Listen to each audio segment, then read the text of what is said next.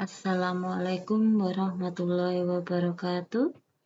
Selamat pagi, selamat bertemu kembali dengan saya, Ibu Lilin Okta, dalam mata pelajaran PKWU semester 1, khususnya kelas 11 MIPA, 11 IPS, dan 11 Ilmu Bahasa.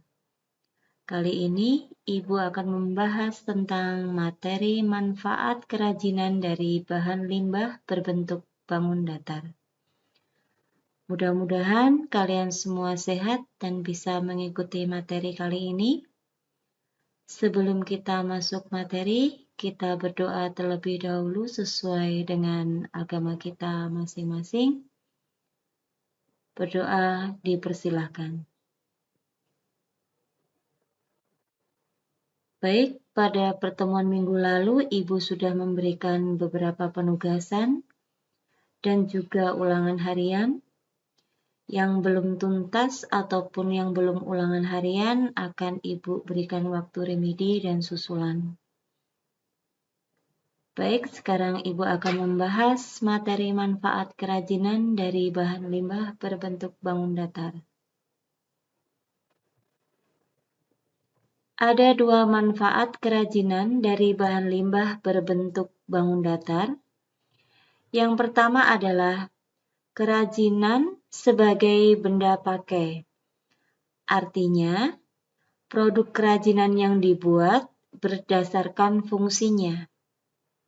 Misalkan, paper bag dari kertas tebal tidak terpakai, rak buku dari kardus bekas. Berarti barang-barang kerajinan tersebut dapat berfungsi sebagai paper bag dan rak buku. Kemudian yang kedua, kerajinan sebagai benda hias.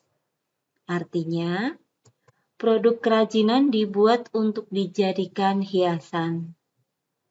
Misalkan, vas bunga dari gerabah, bisa juga limbah pertanian kulit jagung dapat dibuat menjadi hiasan bunga. Kemudian, potensi kerajinan dari bahan limbah berbentuk bangun datar memiliki ciri khas daerah masing-masing yang menjadi unggulan daerah tersebut. Hal ini disebabkan oleh sumber daya yang dimiliki dari masing-masing daerah berbeda, tergantung kondisi wilayahnya. Yang pertama adalah daerah pesisir pantai atau laut seperti kita. Limbah berbentuk bangun datar yang banyak tersedia adalah sisik ikan, dapat digunakan untuk membuat bros. Pasir putih dapat digunakan untuk penunjuk waktu. Kemudian kerang dapat digunakan untuk tirai dari kerang kecil atau hiasan lainnya. Kemudian berdasarkan daerah pegunungan. Limbah berbentuk bangun datar yang banyak dihasilkan dari daerah pegunungan adalah daun-daun kering. Dapat dijadikan hiasan vas bunga, kulit buah-buahan yang bertekstur keras seperti kulit salak, kulit petai Cina, dan yang lainnya. Kemudian ada juga daerah pertanian. Limbah berbentuk bangun datar yang didapat pada daerah pertanian adalah jerami padi, kulit jagung, batang daun singkong, kulit bawang, dan lainnya juga bisa dijadikan hiasan vas bunga. Kemudian, daerah perkotaan.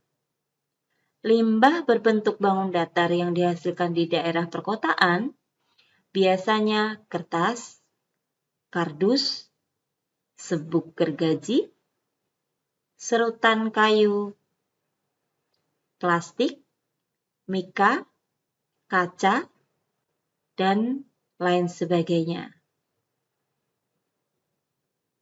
Jadi banyak sekali ya limbah di perkotaan yang bisa kita jadikan kerajinan. Kemudian proses pengolahan limbah dapat dilakukan secara manual maupun menggunakan mesin. Pada umumnya sama, yaitu melewati beberapa tahapan, di antaranya pemilahan bahan limbah. Pemilahan ini menentukan limbah mana yang masih dapat dipergunakan dan limbah mana yang seharusnya dibuang. Kemudian yang kedua, pembersihan limbah. Limbah yang harus dipilih atau yang sudah dipilih harus dibersihkan terlebih dahulu dari sisa-sisa bahan yang telah dimanfaatkan sebelumnya atau dibersihkan dari sisa-sisa bahan yang tidak dimanfaatkan. Kemudian, proses pengeringan. Limbah basah harus diolah dengan cara dikeringkan di bawah sinar matahari langsung atau dengan alat pengering agar kadar air dapat hilang dan limbah dapat diolah dengan sempurna. Proses selanjutnya adalah pewarnaan, di mana proses pewarnaan ini dilakukan pada limbah basah dengan cara dicelup atau direbus bersama zat warna tekstil agar menyerap. Sedangkan bahan limbah kering dapat diwarnai dengan cara divernis ataupun dipolitur. Dapat juga dicat menggunakan cat akrilik atau cat minyak. Selanjutnya, proses pengeringan setelah pewarnaan. Setelah diberi warna, bahan harus dikeringkan kembali dengan sinar matahari langsung atau dengan alat pengering agar warna kering sempurna dan tidak mudah luntur.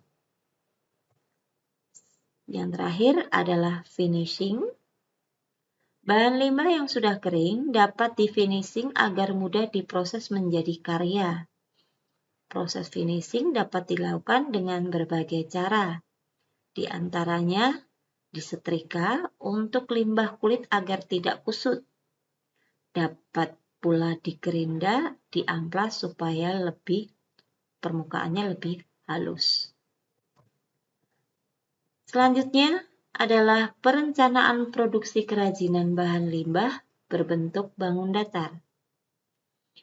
Misalkan kita mau membuat kerajinan tote bag dari kain perca, maka diperlukan beberapa pertimbangan dalam membuat kerajinan tote bag tersebut.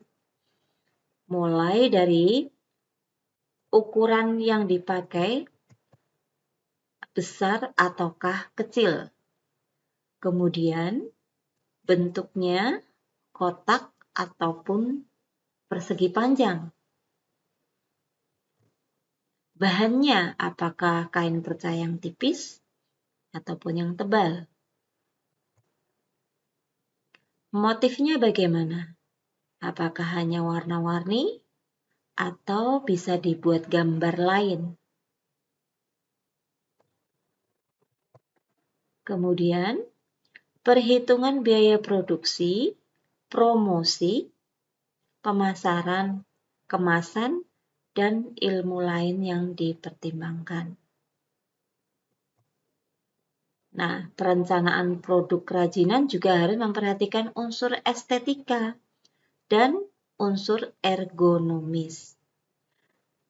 Adapun pengertian dari unsur estetika, yaitu unsur-unsur yang mengandung nilai keindahan estetik dari barang tersebut.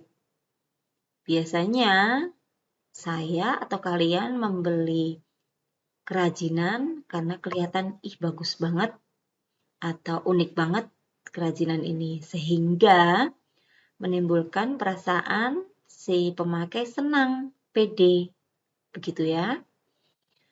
Kemudian ada unsur ergonomi, selalu dikaitkan dengan kegunaan produk kerajinan tersebut. Apakah aman, nyaman, bagus itu dalam hal semuanya, dari warna, mencolok atau tidak, pemakaiannya luas apa tidak. Luas dalam arti itu tidak ribet, begitu. Selanjutnya, alat dan bahan yang dibutuhkan dalam memproduksi kerajinan dari limbah berbentuk bangun datar. Bahan berkarya kerajinan adalah material habis pakai yang digunakan untuk mewujudkan karya kerajinan tersebut. Ada bahan yang berfungsi sebagai bahan utama, dan ada pula sebagai bahan penunjang. Nah, ketika membuat karya kerajinan tote bag dari bahan limbah kain perca, maka kain perca sebagai bahan utamanya, serta benang jahit dan gunting sebagai bahan penunjang. Bahan untuk berkarya kerajinan dari bahan bekas dapat dikategorikan menjadi bahan alami dan bahan sintetis. Bahan baku alami adalah material yang bahan dasarnya berasal dari alam. Bahan-bahan ini dapat digunakan secara langsung tanpa proses pengolahan terlebih dahulu. Nah, bahan baku olahan atau sintetis merupakan bahan-bahan alam yang telah diolah melalui proses industri tertentu menjadi bahan baru yang memiliki sifat dan karakter khusus. Pertanyaan Ibu, tote bag termasuk bahan alami atau buatan?